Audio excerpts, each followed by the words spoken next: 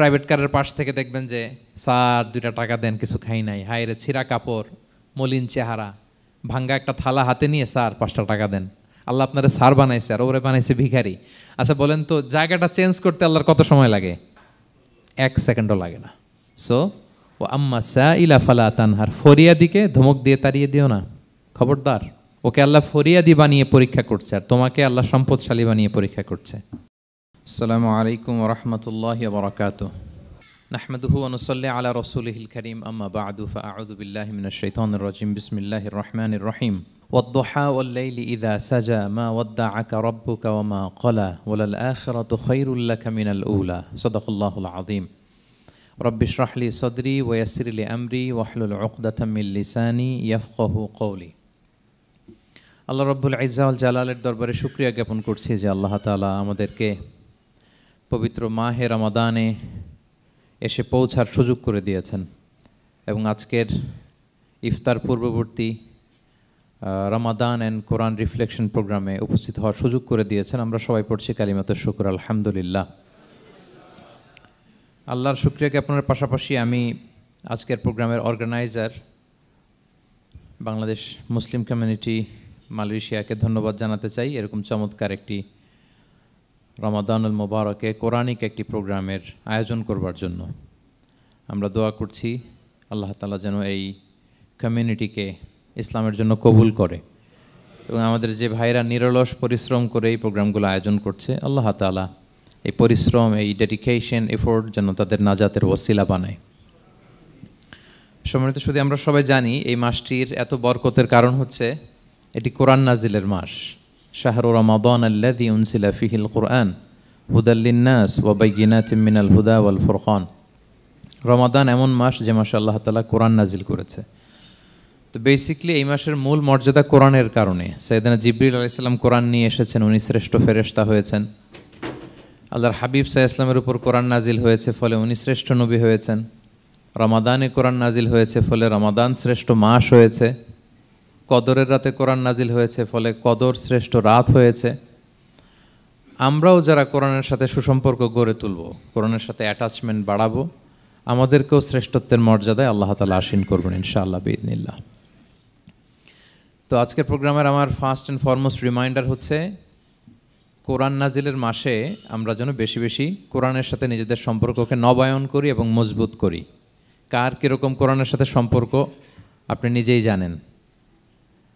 প্রতিদিন কত পৃষ্ঠা কোরআন তেলাওয়াত করেন, কোরআনের অর্থ পড়েন, কোরআনের তাফসির পড়েন কিংবা শোনেন, আপনি নিজেই জানেন। সো নিজে নিজে যেন একটু নিজেকে যেন কাঠগড়ায় দাঁড় করাই এবং নিজেকে যেন জিজ্ঞেস করি যে আমার সাথে কোরআনের সম্পর্ক কতটুকু মজবুত। যদি ঘাটতি থাকে, গ্যাপ থাকে, এটা যেন আমরা মেক আপ করি, ফুলফিল করি এই বরকতময় মাসে। আপনারা খেয়াল করে থাকবেন যে শুরুতেই আমি সূরা ওয়াদ-দুহা ওয়াল-লাইলি ইযা সাজার কয়েকটি আয়াত তেলাওয়াত করেছি। তো আজকে আমরা এই সূরাটির সংক্ষিপ্ত তাফসির পেশ করব ইনশাআল্লাহ বিইذنিল্লাহ। যে মজলিসে কোরআনের তাফসির হয়, আল্লাহর কালামের ব্যাখ্যা উপস্থাপন করা হয়, প্রেজেন্টেশন করা হয়, এর চেয়ে শ্রেষ্ঠ মজলিস কি পৃথিবীতে হতে পারে? আমরা পৃথিবীর সবচাইতে শ্রেষ্ঠতম একটি মজলিসে এখন বসে আছি। প্রিয় ভাই এবং বোনেরা, আমরা সূরা দোহার তাফসির শুনব। এই সূরাটা মুখস্থ আছে না অনেকের? কোরআনের যে সমস্ত সূরা আমাদের অনেকেরই মুখস্থ, তার মধ্যে এটা অন্যতম একটা সূরা। এবং দেখবেন যে ইমাম সাহেবরা প্রায় এই সূরা তেলাওয়াত করে। যে সমস্ত সূরা দিয়ে প্রায় নামাজ পড়া হয়, এর মধ্যে অন্যতম একটা সূরা হচ্ছে সূরাতুদ দোহা। মুআয ইবনে জাবাল রাদিয়াল্লাহু তাআলা আনহুকে আল্লাহ রাসূল সাল্লাল্লাহু আলাইহি ওয়াসাল্লাম একটা এলাকার ইমাম বানিয়ে পাঠিয়েছিলেন। ওই এলাকার মুসল্লিরা ছিলেন, লোকজন ছিলেন শ্রমজীবী, কাজ করে খেত। সারাদিন ওট দিয়ে পানি সেচ করে খেজুর গাছে পানি দিত, খেজুরের চাষাবাদ করত, সারাদিন কষ্ট করে নামাজে যে জয়েন করত। তো উনি মাগরিবের নামাজে সূরা ফাতিহার পরে সূরা বাকারা তেলাওয়াত শুরু করলেন। সূরা বাকারা কোরআনের সবচেয়ে ছোট সূরা না? 286টা আয়াত, মানে সবচেয়ে বড় সূরা। তো মাগরিবের সালাত উনি যখন এত লম্বা তেলাওয়াত ধরলেন, মুসল্লিরা আর ইমাম সাহেবের সাথে থাকতে পারতেছে না। কারণ ওনারা তো, ইমাম সাহেবের হয়তো মন ফুরফুরে, উনি পড়তেছেন মনের আনন্দে দরাজ গলায়, কিন্তু মুসল্লিদের তো অবস্থা খারাপ। সারাদিন ওনারা খেতে খামারে কাজ করে আসছে, নামাজ ছেড়ে দিয়ে অনেকে চলে গেছে। একা একা নামাজ পড়ে যে আল্লাহ রাসূল সাল্লাল্লাহু আলাইহি ওয়াসাল্লামের কাছে যে বিচার দিল যে রাসূলুল্লাহ, দেখেন এমন একজন ইমাম আপনি অ্যাসাইন করেছেন আমাদের এলাকায়, মাগরিবের নামাজে উনি সূরা বাকারা পড়ে, আর আমরা হচ্ছে শ্রমজীবী। রাসূল সাল্লাল্লাহু আলাইহি ওয়াসাল্লাম খুব রেগে গেলেন, মুআয ইবনে জাবালকে ডেকে বললেন, হে মুআয, আফাত্তানুন আন্ত, তুমি কি সমাজে ফিতনা ছড়াচ্ছ? তুমি জানো না এরা কারা? তোমার কি সূরা ওয়াদ-দুহা ওয়াল-লাইলি ইযা সাজা মুখস্থ নাই? তোমার কি ওয়াশ-শামসি ওয়া-দুহাহা এটা মুখস্থ নাই? তোমার কি সাব্বিহিসমা রাব্বিকাল আ'লা এই সূরাগুলো তোমার জানা নাই? উনি বললেন জানা আছে। তো এগুলো রেখে দিয়ে মাগরিবের নামাজে কেন সূরা বাকারা ধরলা? তোমার মুসল্লিরা তো শ্রমজীবী মুসল্লি। যখন ইমামের দায়িত্ব হচ্ছে পেছনে কারা আছে এটা খেয়াল করা। অনেক সময় ইমাম সাহেব আল্লাহু আকবার বলে যে নামাজ ধরছে, কি হচ্ছে পেছনে আর খোঁজখবর নাই। আল্লাহর হাবিব সাল্লাল্লাহু আলাইহি ওয়াসাল্লাম কিন্তু এমন ইমাম ছিলেন না, উনি অত্যন্ত বিবেকবোধ সম্পন্ন একজন ইমাম ছিলেন। একবার পেছনে এক বাচ্চার কান্না শুনে উনি নামাজ ছোট করে দিয়েছেন। সবাই বললেন, ইয়া রাসূলুল্লাহ, এত ছোট নামাজ তো কখনো পড়তে দেখি না। তখন রাসূল সাল্লাল্লাহু আলাইহি ওয়াসাল্লাম বললেন, একটা ছোট বাচ্চার কান্নার আওয়াজ আমার কানে এসেছে, আমার মনে হচ্ছে বাচ্চাটাকে সামলাতে নারীদের কাতারে একটা মায়ের খুব কষ্ট হচ্ছে, এজন্য নামাজটা আমি খাটো করে দিয়েছি। দেখেন কি চিন্তা চেতনা, পিছনে কি হচ্ছে সব রাসূল সাল্লাল্লাহু আলাইহি ওয়াসাল্লাম এটা খেয়াল করতেন। তো এই সূরার একটা ফজিলত আপনি জানলেন যে রাসূল সাল্লাল্লাহু আলাইহি ওয়াসাল্লাম সূরা ওয়াদ-দুহা ওয়াল-লাইলি ইযা সাজা এটা তেলাওয়াত করতে বলেছিলেন মুআয ইবনে জাবাল রাদিয়াল্লাহু তাআলা আনহুকে। এটা কোরআনের 93 নম্বর সূরা। কত নম্বর? এটা মাক্কি সূরা, আর নাজিলের ধারাবাহিকতা অনুযায়ী এটা 11তম সূরা। মানে এই সূরার আগে আরো 10টা সূরা নাজিল হয়েছিল, তার মানে মক্কার একেবারে শুরুর দিকে এই সূরাটা নাজিল হয়েছিল। আপনারা জানেন যে এবছর আমার একটা বই এসেছে এক নজরে কোরআন নামে, সেখানে আমি প্রত্যেকটা সূরার সার সংক্ষেপ নিয়ে এসেছি, সংক্ষেপে, খুব সংক্ষেপে। কখনো যদি সুযোগ হয় আপনারা দেখবেন যে প্রত্যেকটা সূরা 5 পৃষ্ঠার মধ্যে আমরা নিয়ে আসার চেষ্টা করেছি। সেখানে এগুলো পাবেন, সূরাটা কয় নাম্বার, নাজিলের ধারাবাহিকতা কখন, তারপর কোরআন শরীফের মধ্যে কখন, এটার ফজিলত কি, এটার সেন্ট্রাল থিম কি, মেজর থিম কি, কজ অ্যান্ড ইফেক্ট কি, সব কেস স্টাডি থেকে শুরু করে রিফ্লেকশন সব আমরা সেখানে উল্লেখ করেছি। তো এই সূরাটা শুরুর দিকে, একেবারে শুরুর দিকে নাজিল হয়েছে। তার আগে মাত্র 10টি সূরা নাজিল হয়েছে। তো নাজিল হতে হতে 10টা সূরা যখন নাজিল হলো, এরপর অনেক দিন রাসূল সাল্লাল্লাহু আলাইহি ওয়াসাল্লামের কাছে কোনো সূরা নাজিল হয় না। কয়দিন নাজিল হয় না? কোনো বর্ণনায় 15 দিন, কোনো বর্ণনায় 1 মাস, কোনো বর্ণনায় 2 মাস, কোনো বর্ণনায় 6 মাস, টানা 6 মাসের গ্যাপ ওহী নাজিল হয় না। আল্লাহর হাবিব সাল্লাল্লাহু আলাইহি ওয়াসাল্লাম তিনি ওহী মিস করতে শুরু করলেন, যে ঘটনা কি, কোরআন নাজিল হচ্ছে না কেন, হঠাৎ এত গ্যাপ কেন?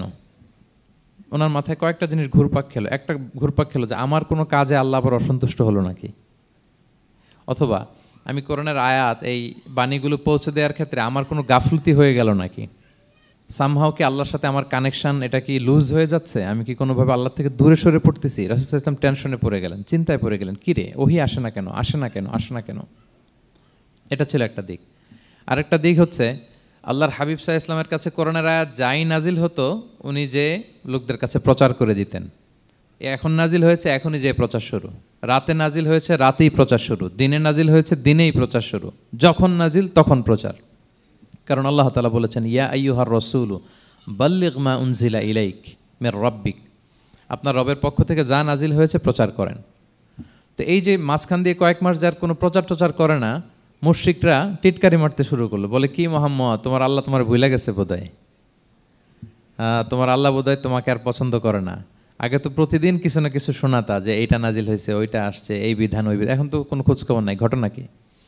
আল্লাহর হাবিব সাল্লাল্লাহু আলাইহি ওয়াসাল্লামের চাচি উম্মে জামিল, আবুল হাবির স্ত্রী, সে আরও খারাপ কথা বললো। সে বলল, ইন্না শাইতানাকা কদ তারাকাক, তোমার কাছে যে একটা শয়তান আসতো এখন বোধহয় আর আসে না মুহাম্মদ, নাউযুবিল্লাহি মিন যালিক। এটা দিয়ে জিবরিল আলাইহিস সালামকে বুঝিয়েছেন। জিবরিল এসে কি কি যেন বলে, কই এখন তো কিছু বলো না। তো রাসূল বলবে কি করে, কারণ তিনি তো মন গড়া কিছু বলতেন না। আল্লাহর হাবিব সাল্লাল্লাহু আলাইহি ওয়াসাল্লাম মনে যা ইচ্ছা হয় মন গড়া কখনো কিছু বলেছেন? আওয়াজ করে বলেন, মন গড়া বলতেন তিনি? ওমা ইয়ান্তিকু আনিল হাওয়া ইন হুয়া ইল্লা ওয়াহয়ুন ইউহা, আল্লাহর ওহী আসলে সেটা শোনাতেন। তো ওহীও আসে না, উনি শোনাতেও পারে না, ওহীও নাই, উনি শোনাতেও পারে না। এই যে একটা কষ্টকর মুহূর্ত রাসূল সাল্লাল্লাহু আলাইহি ওয়াসাল্লামের, কিরে মাসের পর মাস চলে গেল ওহী আসতেছে না কেন, আমার কি কোনো ভুল হচ্ছে নাকি, আল্লাহকে আমাকে অপছন্দ করলেন? রাসূল সাল্লাল্লাহু আলাইহি ওয়াসাল্লাম যখন এরকম দুশ্চিন্তিত, পেরেশান, অ্যাংজাইটিতে পড়ে গেলেন, ভারাক্রান্ত, ঠিক তখন রাসূল সাল্লাল্লাহু আলাইহি ওয়াসাল্লামকে সান্ত্বনা দেওয়ার জন্য এই সূরাটা আল্লাহ নাজিল করেছেন। সান্ত্বনা দেওয়ার জন্য এই সূরাটা বেশ আশা জাগানিয়া সূরা, মোটিভেশনাল সূরা, ইন্সপিরেশনাল সূরা। আপনার মন খারাপ হলে আপনি এই সূরাটা পড়বেন, এই সূরাটা, এবং এটার পরে আরেকটা সূরা আছে, সূরাতু আলাম নাশরাহ, আপনার মন ভালো হয়ে যাবে। এটাকে দি অ্যান্টি ডিপ্রেসেন্ট সূরা বলে, মানে ডিপ্রেশন কাটায় ফেলে। আমাদের এরকম অনেক সময় হয় না যে হতাশ, দেয়ালে পিঠ ঠেকে গেছে, কোনো বের হওয়ার রাস্তা নাই, কই যাব, কোথাও সফলতা নাই, সবাই আমাকে ভুল বুঝতেছে, এরকম মাঝে মাঝে হয় না? আমাদের সবার লাইফে আপস অ্যান্ড ডাউনস আছে। আপনি যখন ভারাক্রান্ত হবেন, কষ্টে থাকবেন, এই সূরাটা পড়বেন, দেখবেন যে আপনার ডিপ্রেশন দূর হয়ে গেছে।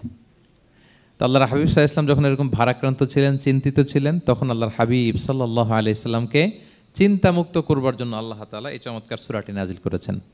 আল্লাহ নাজিল করলেন, আউযু বিল্লাহি মিনাশ শাইতানির রাজিম, বিসমিল্লাহির রহমানির রহিম, ওয়াদ-দুহা ওয়াল-লাইলি ইযা সাজা মা ওয়াদ্দাআকা রাব্বুকা ওয়া মা ক্বালা ওয়ালাল আখিরাতু খায়রুল লাকা মিনাল উলা ওয়ালা সাউফা ইউতিকা রাব্বুকা ফাতারদা। আল্লাহ তাআলা বললেন ওয়াদ-দুহা, আলোর শপথ। আমি একবার সরল বঙ্গানুবাদ করি, তারপরে আমি তাফসিরে ঢুকছি। ওয়াদ-দুহা, আলোর শপথ। ওয়াল-লাইলি ইযা সাজা, রাতের শপথ, যখন রাত নিঝুম নিস্তব্ধ হয়। মা ওয়াদ্দাআকা রাব্বুকা ওয়া মা ক্বালা, নবী হে, আপনার রব আপনার উপর অসন্তুষ্টও হয় নাই, আপনাকে ছেড়েও যায় নাই, আপনার রব আপনার সাথেই আছে। আলহামদুলিল্লাহ।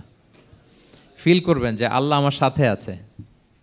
সবসময় এটা ফিল করতে হবে যে আল্লাহ তাআলা আমার সাথে আছেন, তিনি আমাকে ভুলে যান নাই, ছেড়ে যান নাই। আরে তার রহমত ছাড়া তো একটা শ্বাস নেওয়া তো আমার সম্ভব না, ঠিক কিনা বলেন? আল্লাহর রহমত ছাড়া একটি সেকেন্ড এই পৃথিবীতে সার্ভাইভ করা কি আমাদের পক্ষে সম্ভব না। ওয়ালাল আখিরাতু খায়রুল লাকা মিনাল উলা, নবী হে, আপনার পরবর্তী সময় পূর্ববর্তী সময়ের চেয়ে অনেক ভালো হবে ইনশাআল্লাহ। মানে good days are coming in your life, ভালো সময় আসতেছে। ওয়ালা সাউফা ইউতিকা রাব্বুকা ফাতারদা, আর আপনার রব আপনাকে এত দিবেন আপনি খুশি হয়ে যাবেন। আপনার রব আপনাকে এত দিবেন আপনি নিয়ে কুলাতে পারবেন না। আলাম ইয়াজিদিকা ইয়াতীমান ফাআওয়া, নবী আপনি কি ইয়াতীম ছিলেন না? তিনি কি আপনাকে আশ্রয় দেননি? ওয়া ওয়াজাদাকা দাল্লান ফাহাদা, আপনি পথ খুঁজতেছিলেন, আল্লাহ আপনাকে পথ দেখিয়েছেন। ওয়া ওয়াজাদাকা আইলান ফাআগনা, আপনি নিঃস্ব রিক্ত হস্ত ছিলেন, আল্লাহ তাআলা আপনাকে ধনী বানিয়েছেন। ফাআম্মাল ইয়াতীমা ফালা তাকহার, খবরদার এতিমের সাথে কখনো কঠোর হবেন না। ওয়া আম্মা সাইলা ফালা তানহার, ফরিয়াদি যে সোয়াল করে হাত পাতে তাকে ধমক দিয়ে তাড়িয়ে দিবেন না। ওয়া আম্মা বিনিআমাতি রাব্বিকা ফাহাদ্দিস, আর আপনার রবের যে নেয়ামত আপনার প্রতি, এটার বর্ণনা করুন। সুবহানাল্লাহ। এ হচ্ছে সরল অনুবাদ সূরাতুদ দুহার। এবার আসুন আমরা এটার তাফসিরে ঢুকি। আল্লাহ তাআলা প্রথমে দুইটা শপথ করলেন, কসম করলেন, দুইটা ওথ। আমরা যদি সংক্ষেপে ভাগ করি তাহলে 11 আয়াত বিশিষ্ট এই সূরাতে প্রথম 2 আয়াতে দুইটা শপথ আছে, তারপরের 3টা আয়াতে রাসূল সাল্লাল্লাহু আলাইহি ওয়াসাল্লামকে 3টা কনফার্মেশন দেওয়া হয়েছে, সুসংবাদ দেওয়া হয়েছে। এরপরের 3টা আয়াতে আল্লাহর হাবিব সাল্লাল্লাহু আলাইহি ওয়াসাল্লামের অতীতে আল্লাহ কী নেয়ামত দিয়েছেন সেটার একটা রিমাইন্ডার দেওয়া হয়েছে। আর সবশেষে 3টা ওয়ার্ক প্ল্যান দেওয়া হয়েছে, কর্মসূচি, সেগমেন্ট। আপনি এক নজরে কোরআন এগুলো পাবেন, এরকম সেগমেন্ট আকারে আমরা ভাগ করেছি। আই রিপিট, আমি আবারও বলছি, সূরা দোহার 11 আয়াত বিশিষ্ট এই সূরার প্রথম 2 আয়াতে 2টি শপথ, তারপরের 3 আয়াতে 3টি সুসংবাদ, তারপরের 3 আয়াতে অতীতে যে রাসূলকে নেয়ামত দেওয়া হয়েছিল সেটা স্মরণ করিয়ে দেওয়া, আর শেষ 3 আয়াতে 3টা ওয়ার্ক প্ল্যান, কর্মসূচি, রাসূল সাল্লাল্লাহু আলাইহি ওয়াসাল্লাম কী করবেন। ক্লিয়ার হয়ে গেছে না সূরাটা? আসুন এবার তাফসিরে ঢুকি। আল্লাহ তাআলা বললেন ওয়াদ-দুহা, নবী আলোর শপথ। আলো, দোহা মানে আলো। আমার সাথে আওয়াজ করে বলুন, দোহা মানে কি? আলো, সকালের আলো, প্রভাতের সূর্য কিরণ। দিনের প্রথম অংশে একটা সানশাইন থাকে না, খুব চমৎকার লাগে 9টা 10টার দিকে, হ্যাঁ, সানশাইন। এই সকালের সানশাইনটাকে আরবিতে বলে দোহা। এই জন্য এই সময় আল্লাহর হাবিব সাল্লাল্লাহু আলাইহি ওয়াসাল্লাম নামাজ পড়তেন, এটাকে বলে সলাতুদ দোহা, মানে দোহার নামাজ। এটাকে বলে সলাতুদ দোহা, দোহার নামাজ। তো দেখেন রাসূল সাল্লাল্লাহু আলাইহি ওয়াসাল্লামের মন ভালো করবার জন্য প্রথমে আল্লাহর ওয়ার্ডিংটা দেখেন, আল্লাহ তাআলা কেমন চমৎকার শব্দ চয়েস করেন। প্রথমে আল্লাহ বললেন আলো। আলো বললেই তো মনটা ভালো হয়ে যায়, কি বলেন? এই আলো মানে আশার আলো, সম্ভাবনার আলো, প্রশান্তির আলো। ওয়াদ-দুহা, আলোর শপথ। মানে নবী আপনি হতাশ হবেন না, হাল ছাড়বেন না, ভরসা রাখুন। আপনি ঘর থেকে বের হন, দেখুন কি চমৎকার আলো। It's a beautiful day out there, জান, হোয়াট এ নাইস সানশাইন। কি চমৎকার উজ্জ্বল প্রভাতের সূর্য কিরণ, এত চমৎকার জলজলে সানশাইনিং এনভায়রনমেন্টে আপনার মন খারাপ হয় কি করে? ওয়াদ-দুহা, দোহার শপথ মানে প্রভাতের সূর্য কিরণের শপথ। আবার বললেন ওয়াল-লাইলি ইযা সাজা, রাতের শপথ, যখন সে রাত নিঝুম হয়, গভীর হয়, নিস্তব্ধ হয়, দুইটা শপথ, আলোর শপথ আর রাতের অন্ধকারের শপথ। আলোর শপথ বলে বেসিকলি আল্লাহ তাআলা ওহির আগমনকে বুঝিয়েছেন, আর রাতের শপথ বলে আল্লাহ তাআলা বেসিকলি ওহির অনুপস্থিতিকে বুঝিয়েছেন। মানে রাত দিন দুইটাই যেমনি লাগে, আল্লাহ তাআলা বোঝাতে চাইলেন নবী আপনি টেনশন করবেন না, আমি উইথ ইউ, আমি আপনার সাথে আছি। ওহি আসা না আসা দুইটাই গুরুত্বপূর্ণ। রেগুলার যদি ওহি আসে, এটা রিসিভ করতে আপনার কষ্ট হয়ে যাবে। আল্লাহর পক্ষ থেকে আসমানি কিতাবের যে ওহি, এটা সাধারণ কোনো কথা না। ইন্না সানুলকি আলাইকা কওলান সাকিলা, এটা খুব ভারী, হেভি ওয়েট।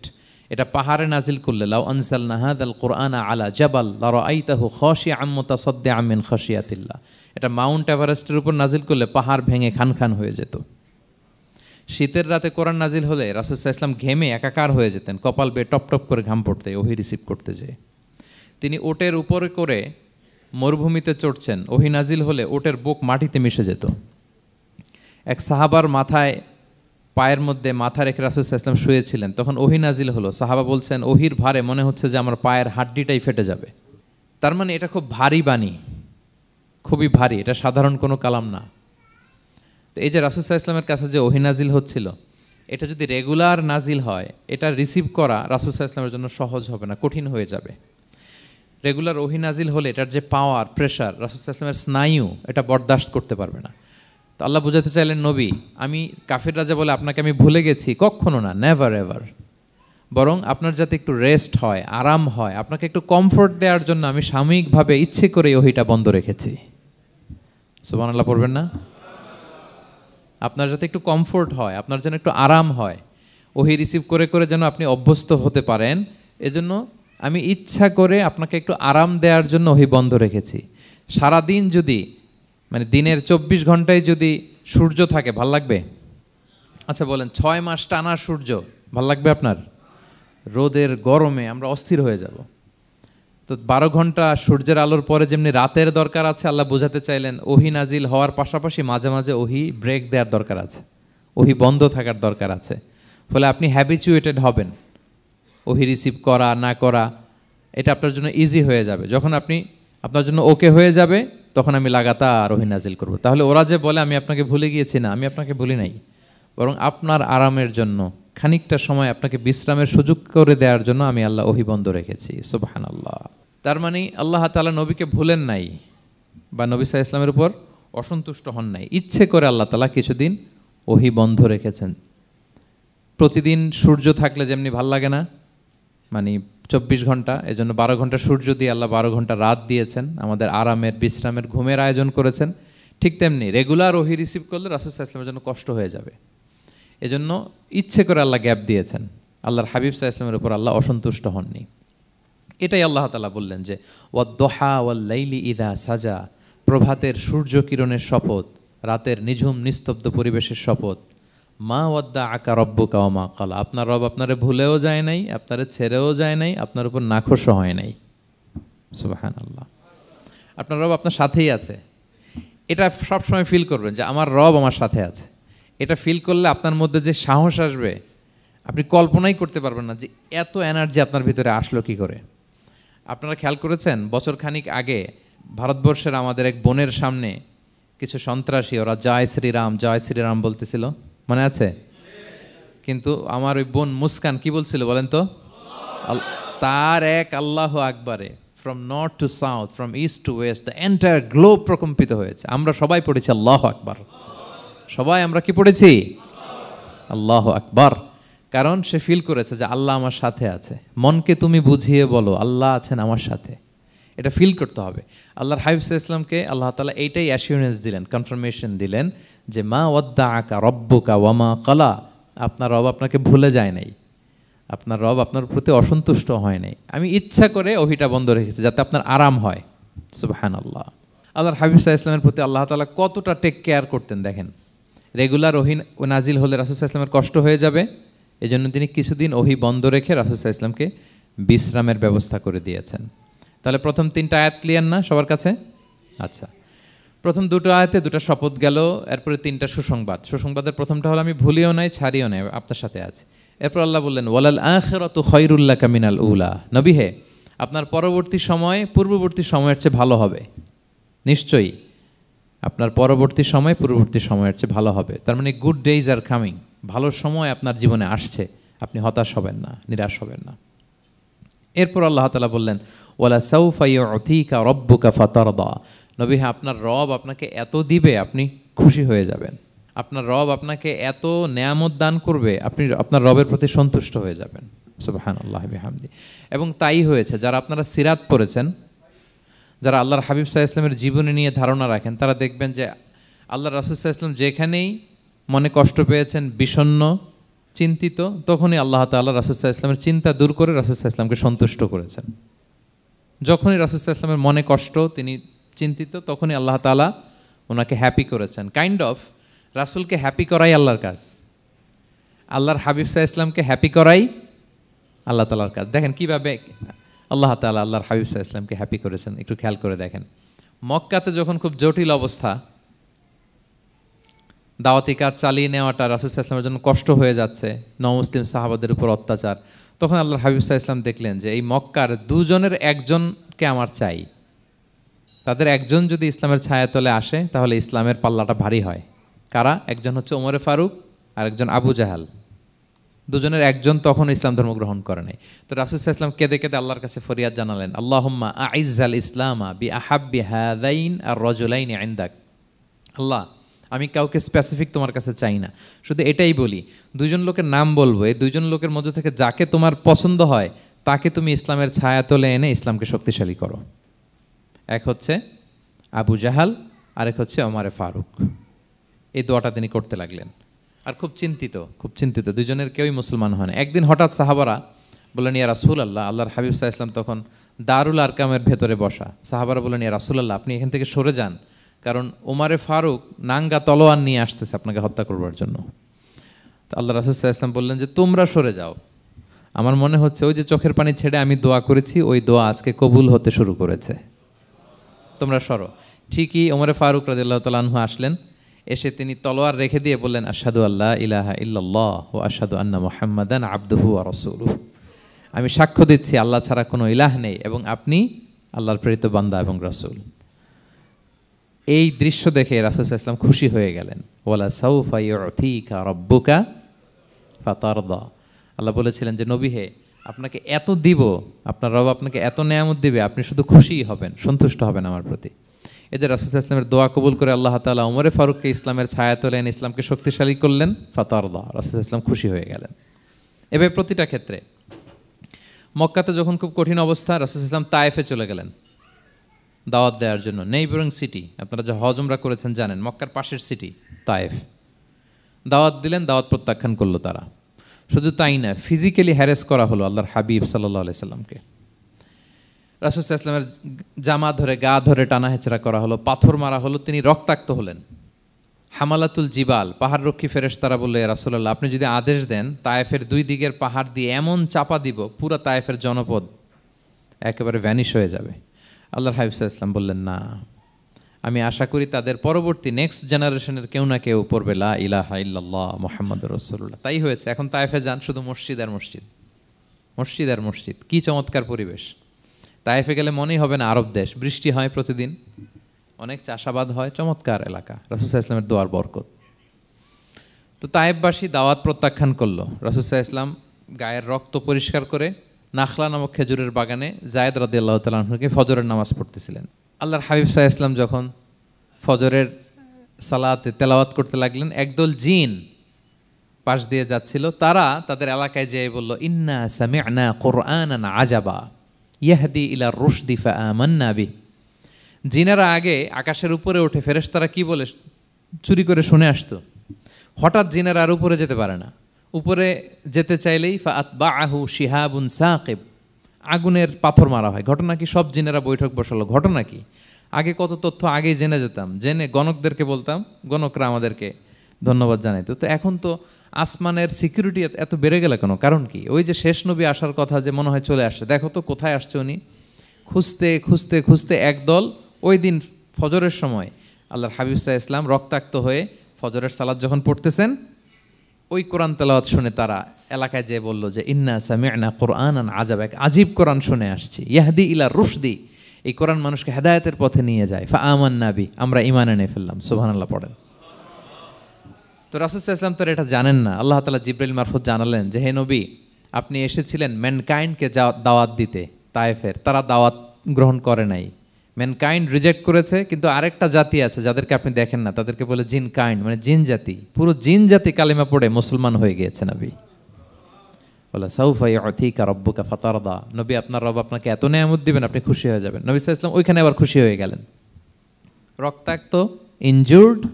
কিন্তু যখন শুনলেন মানুষ জাতি তারা ঈমান আনে নাই, কিন্তু জিন জাতি তারা ঈমান এনেছে, আল্লাহর হাবিব সাল্লাল্লাহু আলাইহি ওয়াসাল্লাম আবার আনন্দিত হলেন।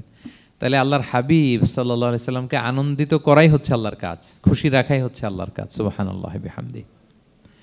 আল্লাহর হাবিব সাল্লাল্লাহু আলাইহি সাল্লামের বয়স যখন 50 বছর, ওনার কাছের দুজন আত্মীয় মারা গেল। ওনার প্রিয়তমা স্ত্রী খাদিজা রাদিয়াল্লাহু তাআলা আনহা ইন্তেকাল করলেন, ওনার প্রিয় চাচা আবু তালেব ইন্তেকাল করলেন। দুজনই শেল্টার দিত, একজন ঘরে একজন বাইরে। আবু তালেবের কারণে কেউ রাসূল সাল্লাল্লাহু আলাইহি সাল্লামের গায়ে হাত তোলার সাহস পায় নাই। তো উনি যখন ইন্তেকাল করলেন, রাসূল সাল্লাল্লাহু আলাইহি সাল্লাম বিপদে পড়ে গেলেন। সারাদিন কাফেরদের বকা ঝকা গালি খেয়ে ঘরে যখন আসতেন, খাদিজা রাদিয়াল্লাহু তাআলা আনহার কথা শুনলে ওনার হৃদয়টা প্রশান্ত হয়ে যেত। তো বাইরের চাচাও নাই, ভেতরের স্ত্রীও নাই, দুজনই মারা গেলেন ওই বছর। ওই বছরকে বলা হয় আমুল হুজন, মানে দুশ্চিন্তার বছর। এত ভারাক্রান্ত আল্লাহর হাবিব সাল্লাল্লাহু আলাইহি সাল্লাম হলেন, চিন্তিত হলেন, মনটা ভেঙে খান খান।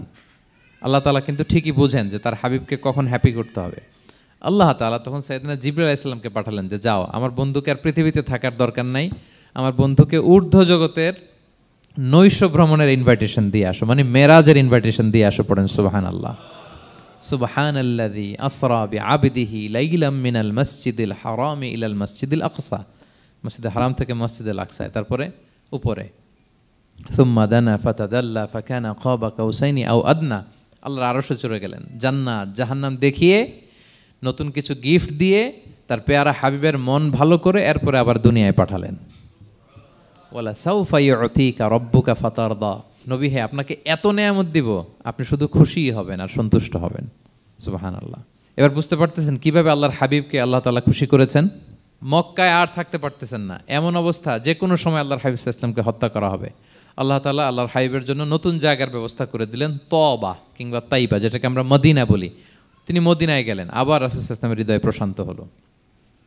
কিন্তু মদিনায় যে তিনি কাবাকে মিস করতে আরম্ভ করলেন। আল্লাহর হাবিব সাল্লাল্লাহু আলাইহি ওয়াসাল্লাম নবী হওয়ার পরে টানা 14 বছর কিবলা ছিল কিন্তু বাইতুল মাকদিস। কিন্তু মক্কায় যখন তিনি ইবাদত করতেন, তিনি বাইতুল মাকদিসের দিকেই হয়েই নামাজ পড়তেন, কিন্তু সামনে কাবাটারে রাখতেন। কথা বুঝতে পেরেছেন? মক্কায় যখন তিনি নামাজ পড়তেন 13 বছর, কিবলা যেহেতু বাইতুল মাকদিস, বাইতুল মাকদিসের দিকেই হয়ে নামাজ পড়তেন, কিন্তু মাঝখানে রাখতেন কোনটারে?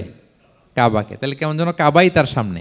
আচ্ছা, কিন্তু মদিনায় যখন গেলেন, এখন তো আর সুযোগ নাই, কাবা একদিকে, বাইতুল মাকদিস আরেক দিকে, এখন কাবাকে আর সামনে রাখা যাচ্ছে না। মিস করতে লাগলেন কাবাকে। আর প্রত্যেক নামাজের পরে আকাশের দিকে তাকায় থাকেন, ইস আল্লাহ যদি আয়াত নাজিল করে আমার জন্মস্থান যে মক্কা, আমার পূর্বপুরুষ ইব্রাহিম আলাইহিস সালামের যে ওই কাবার দিকে যদি কিবলাটা ঘুরাই দিত, কতই না ভালো হতো। আল্লাহ বলেন যে আপনি যে কদ নারা তাকাল্লুবা ওয়াজহিকা ফিস সামা, নবী আপনি যে আকাশের উপর চেহারা উঠিয়ে মনে মনে কি চান আমি তো বুঝি। আল্লাহর হাবিব সাল্লাল্লাহু আলাইহি ওয়াসাল্লামকে খুশি করার জন্য আল্লাহ আয়াত নাজিল করলেন, ফাওয়াল্লি ওয়াজহাকা শাতরাল মসজিদিল হারাম। নবী হ্যাঁ, আপনাকে খুশি করার জন্য নতুন বিধান নাজিল করলাম। এখন থেকে, ফ্রম রাইট নাও, আপনি যখনই নামাজ পড়বেন এখন থেকে কাবামুখী হয়ে আপনি সালাত আদায় করবেন। তাহউইলুল কিবলা, কিবলা পরিবর্তন হয়ে গেল। সুবহানাল্লাহি ওয়া বিহামদি। আপনারা মসজিদে নববীর পাশে মদিনাতে একটা মসজিদ দেখবেন, এটাকে বলে মসজিদ যুল কিবলাতাইন। এমন মসজিদ যে মসজিদে এক নামাজে 2 কিবলা শেয়ার করা হয়েছিল। মানে এই আয়াত যখন নাজিল হলো, আল্লাহর হাবিব সাল্লাল্লাহু আলাইহি ওয়াসাল্লামের সাথে একজন নামাজ পড়ে যে ওই মসজিদে যে দেখে কিছু লোক নামাজ পড়তেছে ওই বাইতুল মাকদিসের দিকে হয়ে, কারণ তখন পর্যন্ত ওইটাই কিবলা। তিনি নামাজরত অবস্থায় এদেরকে বললেন যে তোমরা তো জানো না এই মাত্র আয়াত নাজিল হয়েছে, কিবলা কিন্তু আর ওই দিক নাই, ডাইরেকশন চেঞ্জ, এদিকে হয়ে যাও।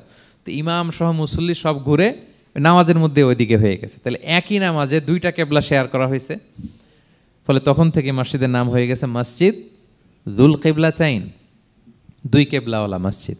তাহলে দেখেন আল্লাহর হাবিব সাল্লাল্লাহু আলাইহি ওয়াসাল্লামকে খুশি করার জন্য আল্লাহ তাআলা কিবলা চেঞ্জ করে দিছে। সুবহানাল্লাহ বলতে পারলেন না? এভাবে যখনই আল্লাহর হাবিব সাল্লাল্লাহু আলাইহি ওয়াসাল্লাম বিষণ্ণ, চিন্তিত, মন খারাপ, ওনার মন ভালো করার দায়িত্ব নিয়েছে কে?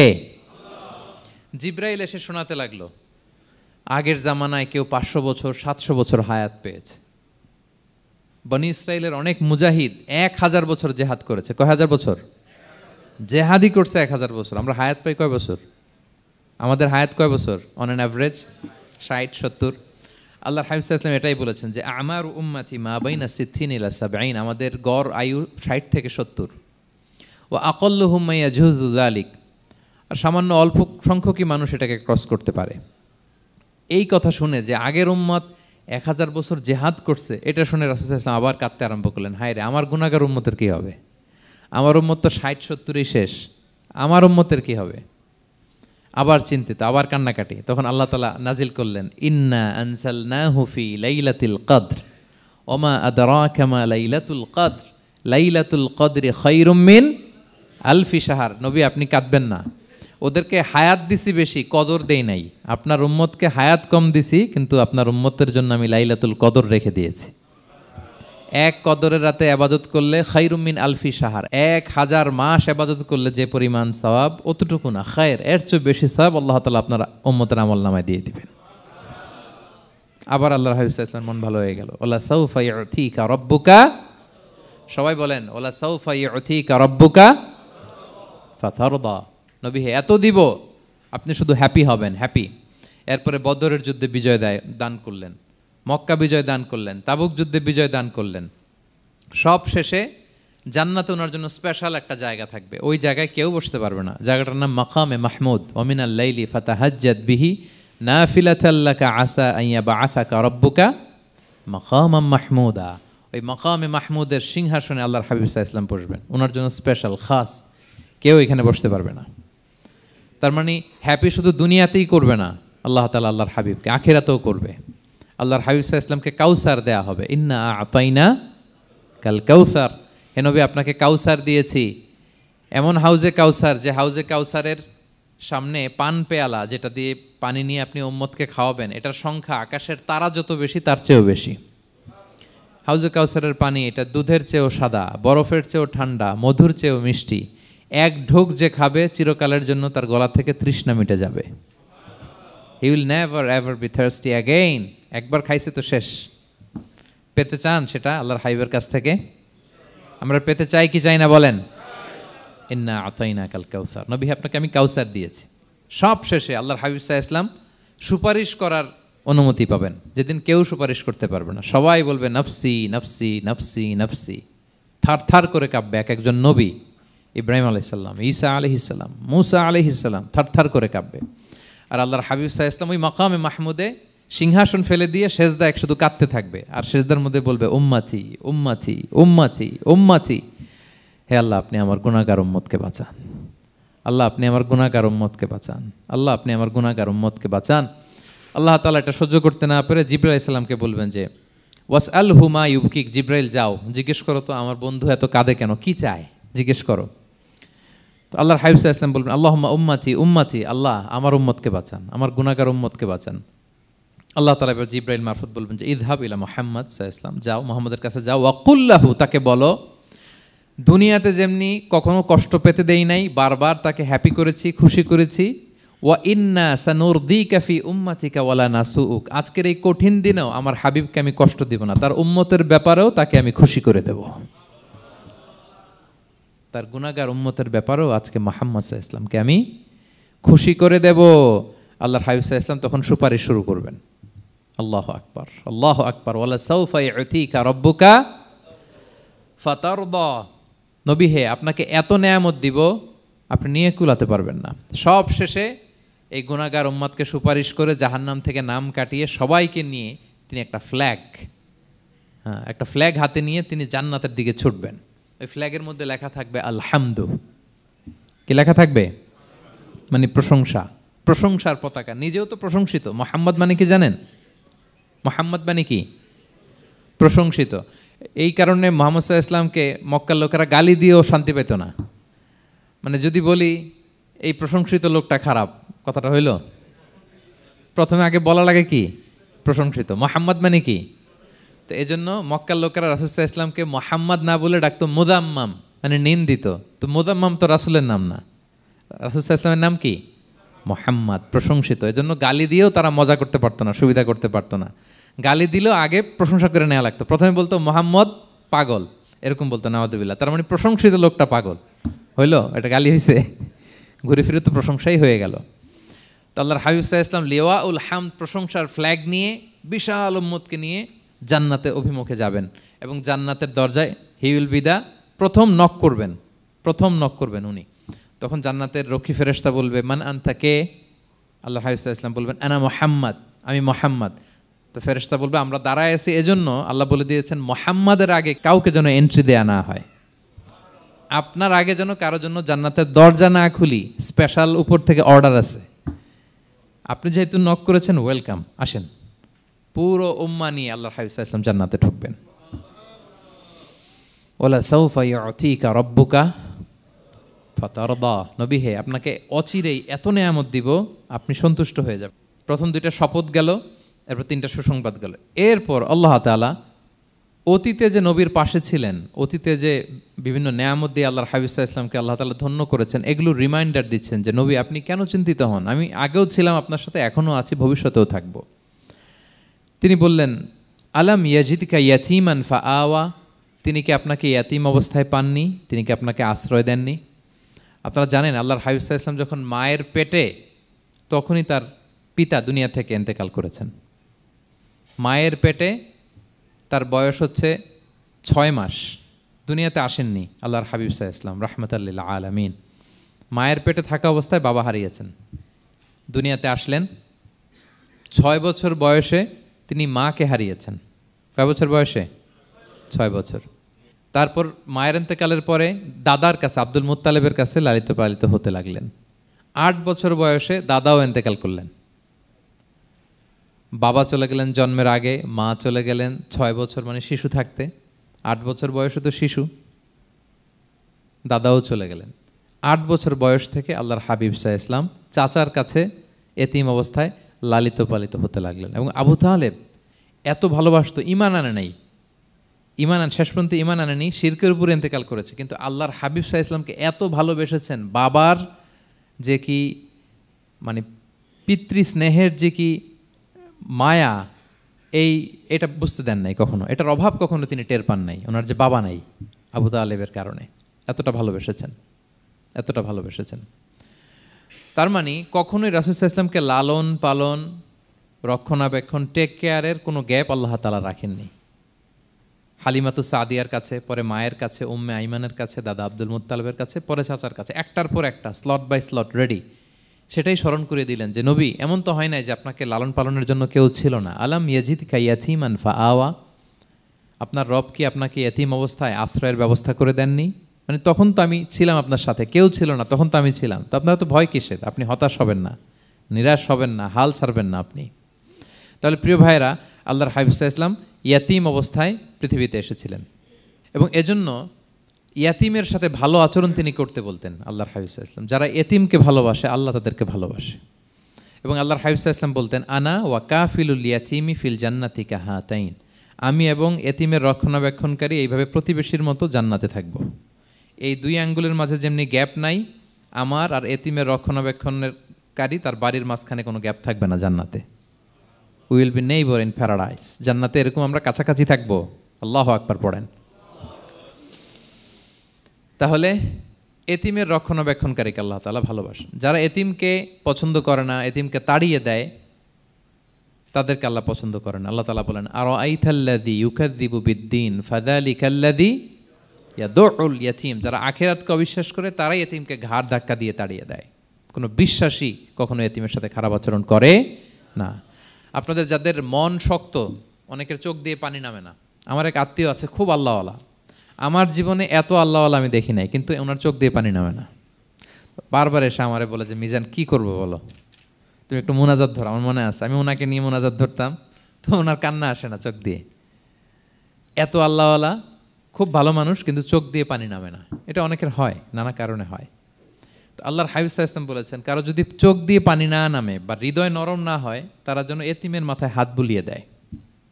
এক সাহাবী এসে বললেন, ইয়া রাসূলুল্লাহ, আমার হৃদয়টা বড় শক্ত, হৃদয় নরম হয় না। রাসূল সাল্লাল্লাহু আলাইহি ওয়াসাল্লাম বললেন, তাই? আচ্ছা, আতুহিব্বু আন ইয়ালিনা কলবুক, তুমি কি চাও তোমার হৃদয় নরম হোক, ওয়া তুদরাকা হাজাতুক, এবং তোমার আশা পূরণ হোক? তিনি বললেন, হ্যাঁ। তখন রাসূল সাল্লাল্লাহু আলাইহি ওয়াসাল্লাম বললেন, ইরহামিল ইয়াতীম, এতিমের উপর রহম করো।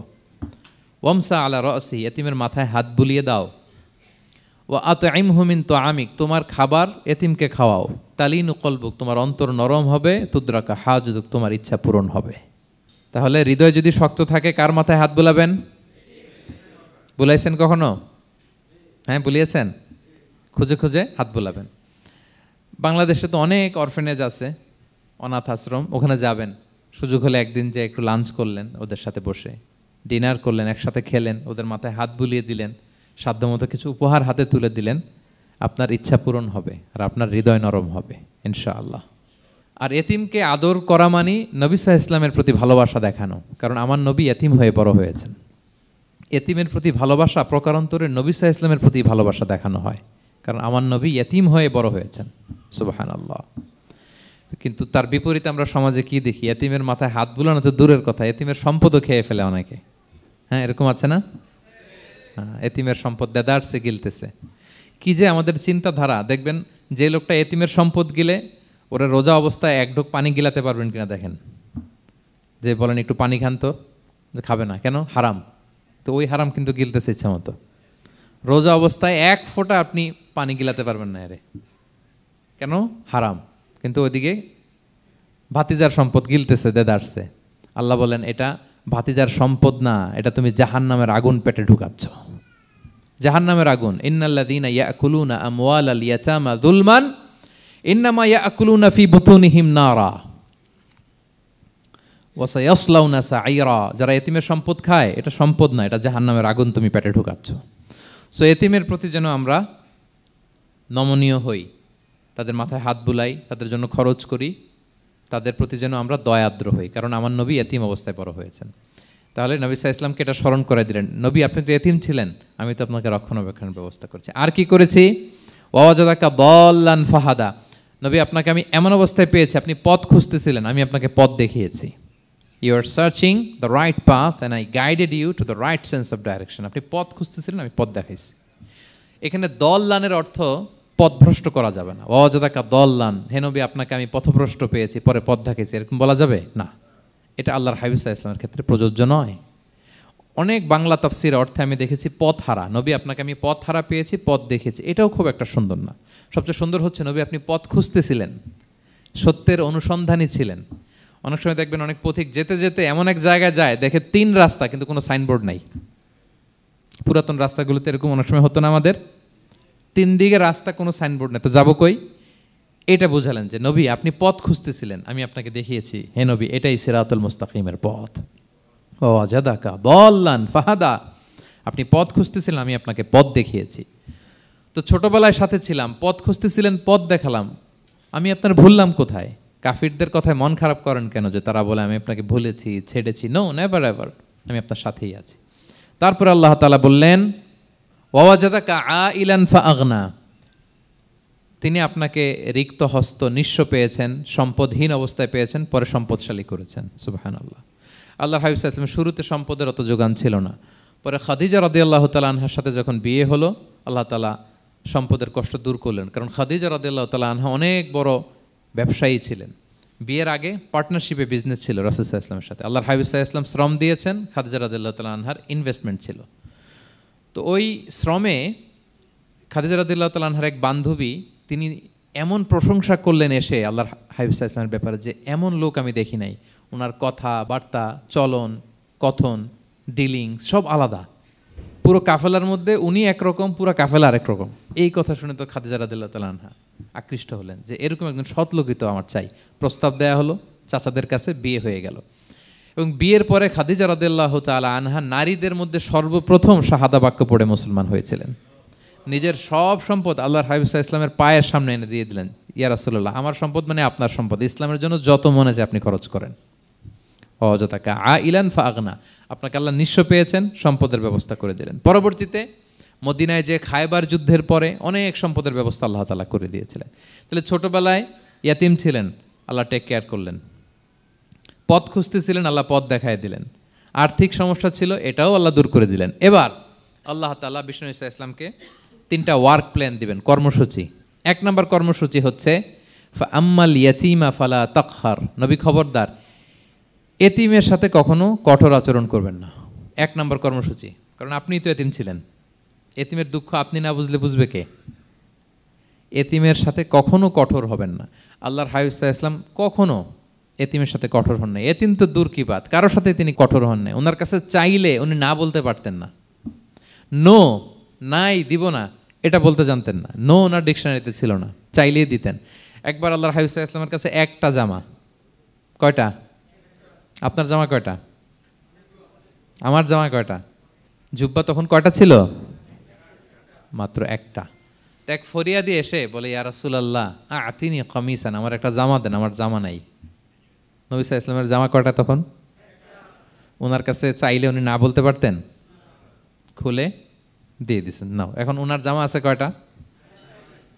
তো জামাও নাই, বেরও হতে পারে না। কি এক মুসিবত! আল্লাহ তাআলা আয়াত নাজিল করলেন, ওয়াল্লাযীনা ইযা আনফাকু লাম ইউসরিফু ওয়া লাম ইয়াকতুরু ওয়া কানা বাইনা যালিকা কাওয়ামা। নবী হে, যারা বিশ্বাসী তারা দানের সময় ভারসাম্য করবে। মানে অনেকগুলো থাকলে আপনার একটা দিতেন, ছিলই যখন একটা, ওইটার হকদার তো ফরিয়াদির চেয়ে আপনি বেশি। এখন যে দিয়ে দিলেন, আপনি পড়বেন কি? অনেকগুলো থাকলে না হয় আপনি দিতেন, ছিলই একটা, এটার সবচেয়ে যোগ্য, অধিকতম যোগ্য এবং হকদার তো আপনি। সুবহানাল্লাহ, সুবহান। কি নবী ছিল, কি নবী ছিল! না বলতে পারতেন না, মানুষকে ফিরিয়ে দিতে জানতেন না। আল্লাহ বললেন, নবী হে, আপনার প্রথম কর্মসূচি ফাআম্মাল ইয়াতীমা ফালা তাকহার। খবরদার, এতিমকে কখনো, এতিমের প্রতি কঠোর হবেন না। 1 নম্বর কর্মসূচি। এটা শুধু নবীর জন্য কর্মসূচি নাকি আমাদের জন্য না? হ্যাঁ, সবার জন্য। এতিমদের সাথে যেন আমরা রূঢ় ভাষী না হই, তাদের সাথে যেন রূঢ় আচরণ না করি। 2 নম্বর, ও আম্মা সাইলা ফালা তানহার। ফরিয়াদিকে ধমক দিবেন না, হাত পাতলে ধমক দিবেন না। আমরা অনেক সময় ধমক দেই, আপনারা দেন কখনো? না, আমরা দিতে পারবো না। ধমক দিতে নিষেধ করেছেন আল্লাহ তাআলা। আম্মা সাইলা ফালা তানহার। যদি না থাকে বুঝিয়ে বলেন যে এখন পারতেছি না, কিন্তু ধমক দিবেন না কখনো। কারণ আপনি এখন বড় সাহেব হয়ে গেছেন, প্রাইভেট কারের পাশ থেকে দেখবেন যে স্যার 2টা টাকা দেন, কিছু খাই নাই। হায় রে, ছিঁড়া কাপড়, মলিন চেহারা, ভাঙ্গা একটা থালা হাতে নিয়ে, স্যার 5টা টাকা দেন। আল্লাহ আপনারে স্যার বানাইছে আর ওরে বানাইছে ভিখারি।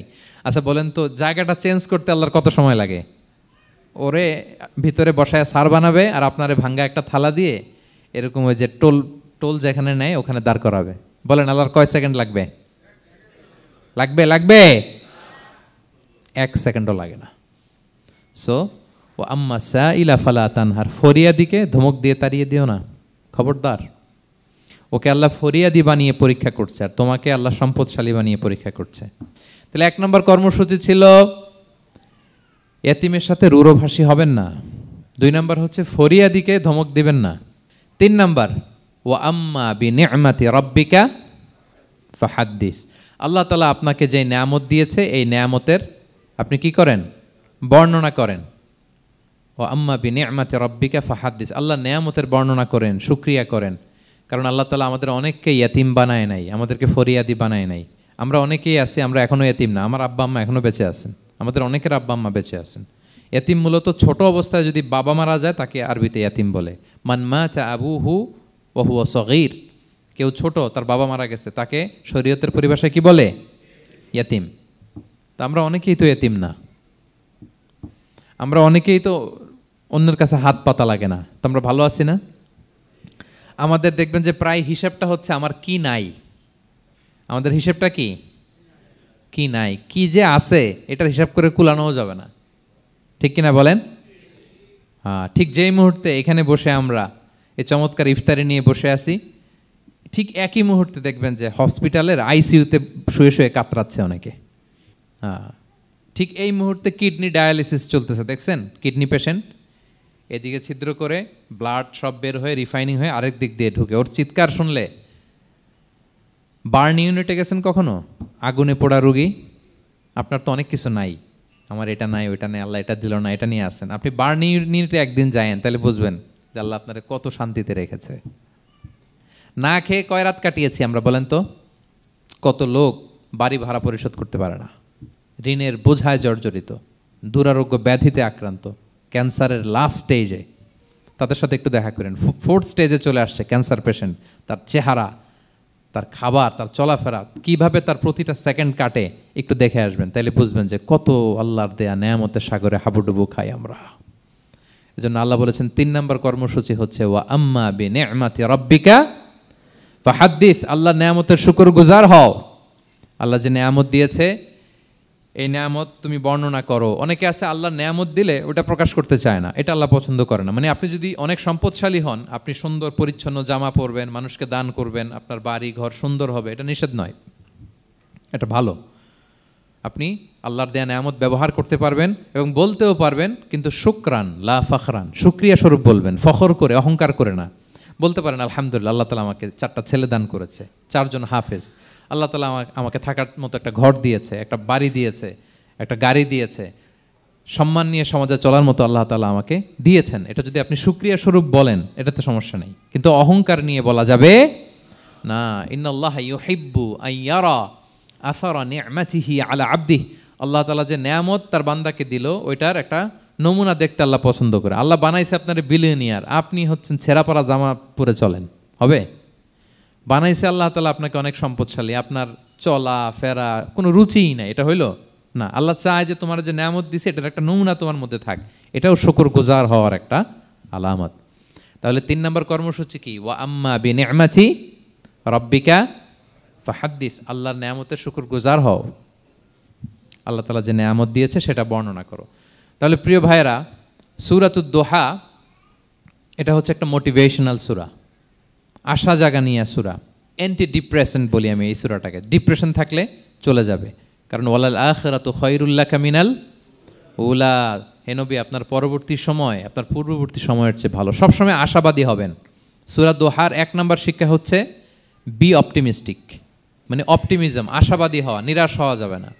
বিশ্বাসীদের, মুমিন মুসলিমের ডিকশনারিতে হতাশা নিরাশা নাই, আমার ডিকশনারিতে অন্তত নাই, আপনাদের আছে কিনা জানি না।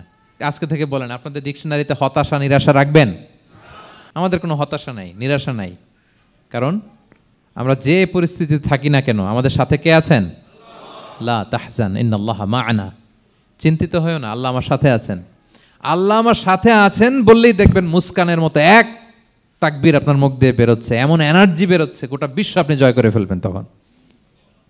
এটাই আমাদের সবচেয়ে বড় পাওয়ার। আমাদের সাথে কে আছে? ইন্নাল্লাহা মা'ানা, আল্লাহ তাআলা আমাদের সাথে আছেন। তাহলে সূরা দোহার আজকের তাফসীরের 1 নম্বর লেসন হচ্ছে optimism. Believer should be optimistic always. বিশ্বাসীরা আশাবাদী হয়, নিরাশ হয় না, হতাশ হয় না, হাল ছাড়ে না। বিশ্বাসীরা ভরসা রাখে এক মহান সত্তার উপর। আওয়াজ করে বলেন তো তিনি কে? আল্লাহর উপর ভরসা রাখে, আমরা নিরাশ হই না। 2 নাম্বার শিক্ষা হচ্ছে গ্রেটফুলনেস, কৃতজ্ঞতা। আপনার জীবনে অনেক কিছু আছে, নাই নাই বলবেন না, শুধু কমপ্লেইন করবেন না। অনেকে দেখবেন শুধু অভিযোগ, এটা নাই ওইটা নাই, এই পাইলাম না, ওর আছে এটা, ওর, আমার সাথে কেন এমন হয়, আমার সাথে শুধু আমার সমস্যা। এগুলো যারা বলে তাদেরকে আল্লাহ নেয়ামত আরও ছিনিয়ে নেয়। বরং যারা অল্প পেয়েও বলে আলহামদুলিল্লাহ, তাদেরকে নেয়ামত দেওয়ার ধারাবাহিকতা আল্লাহ তাআলা অব্যাহত রাখেন। সব অবস্থায় আলহামদুলিল্লাহ, যে কোনো পরিস্থিতিতে, যে কোনো অবস্থায় কি বলবো আমরা? আপনি খেয়াল করে দেখেন না যে আপনার কি কি আছে, কত কিছু যে আপনার আছে, অবাক করা। 3 নাম্বার কাইন্ডনেস। 3 নম্বর লেসন হচ্ছে কাইন্ডনেস, দয়া। আমরা যেন অন্যের প্রতি দয়াশীল হই। আপনি অন্যের প্রতি দয়ালু হলে আপনার প্রতি দয়ালু হবো কে? ওয়াল্লাহু ফি আউনি আবদিহি মা দামাল আবদু ফি আউনি আখি। আল্লাহ ততক্ষণ পর্যন্ত কোনো বান্দার সাহায্যে থাকে যতক্ষণ পর্যন্ত ওই বান্দা তার ভাইয়ের সাহায্যে থাকে। তাহলে বলেন তো, আল্লাহর সাহায্য পাওয়ার প্রথম শর্ত কি? অন্যের জন্য সাহায্যের হাত বাড়িয়ে দেওয়া। তাহলে মনে থাকবে তো? নাকি এতিমকে ধাক্কা দিয়ে বের করে দিবেন? ফরিয়াদিকে ধমক দিবেন একটা? বড় সাহেব তো আপনি, বড় স্যার, খবরদার। তাহলে 1 নম্বর লেসন অপটিমিজম। আমরা হতাশ হব না, হতাশা আমাদের ডায়েরিতে নাই, আমরা আশাবাদী, আমরা আল্লাহর রহম ভরসার ভিখারি, ঠিক কিনা বলেন? 2 নম্বর লেসন হচ্ছে গ্রেটফুলনেস। আমরা সবসময় আল্লাহর প্রতি শুকরগুজার হব, কৃতজ্ঞ হব। আল্লাহর হাবিব সাল্লাল্লাহু আলাইহি ওয়াসাল্লাম বলতেন, আল্লাহুম্মা জাআলনি সাবুরা ওয়া জাআলনি শাকুরা ওয়া জাআলনি ফি আইনি সগীরা ওয়া ফি আয়ুনিন নাসি কাবীরা। আল্লাহ আপনি আমাকে ধৈর্যশীল বান্দা বানান, আপনি আমাকে শুকরগুজার বানান। আল্লাহ আমার চোখে আমাকে ছোট বানান, আল্লাহ গোটা বিশ্বের মানুষের চোখে, জনতার চোখে আমাকে বড় বানান। আওয়াজ করে পড়েন আমিন। এই দোয়াটা বেশি বেশি পড়বেন। আর সব শেষে আমরা যেন কাইন্ড হতে পারি, অন্যের প্রতি দয়ালু হতে পারি। যে রহম করে সে রহম প্রাপ্ত হয়, যে অন্যকে দয়া দেখায় সে আল্লাহর পক্ষ থেকে দয়া পায়। আল্লাহ তাআলা আমাদের সবাইকে কথাগুলো বোঝার ও আমল করার তৌফিক দান করুক। হাযা মা ইনদি ওয়াল ইলমু ইনদাল্লাহি আলাইহি তাওয়াক্কালতু ওয়া ইলাইহি উনীব। আসসালামু আলাইকুম ওয়া রাহমাতুল্লাহি ওয়া বারাকাতুহু।